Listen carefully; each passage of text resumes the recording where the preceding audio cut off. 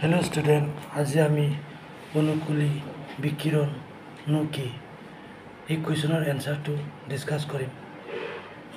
অনুকূলী বিকিৰণ হৈছে এক বিৱৰ্তনশীল প্ৰক্ৰিয়া য'ত এটা একক পূৰ্বপুৰুষ প্ৰজাতি এটা নিৰ্দিষ্ট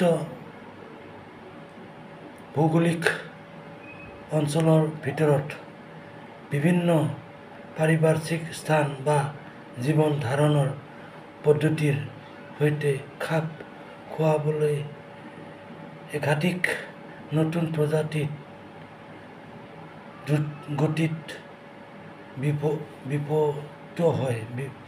বিভক্ত হয়।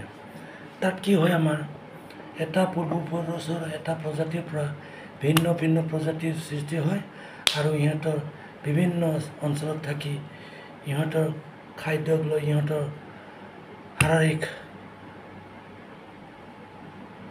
বদল হয়। এইটো আমি এনসাৰটো ভালকৈ লিখি লওঁ।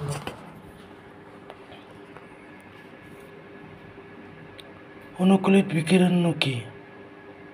উত্তৰ: অনুকূলী বিকিৰণ হৈছে এক বিৱৰ্তনশীল প্ৰক্ৰিয়া য'ত এটা একক পূৰ্বপুৰুষ প্ৰজাতি এটা নিৰ্দিষ্ট ভৌগোলিক অঞ্চলৰ ভিতৰত বিভিন্ন পাৰিপাৰ্শ্বিক স্থান বা জীৱন ধাৰণৰ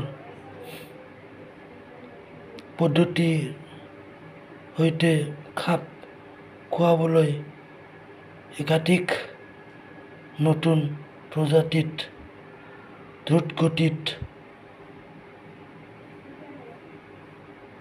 বিভক্ত হয়। এনসাৰটো লিখি লোৱা।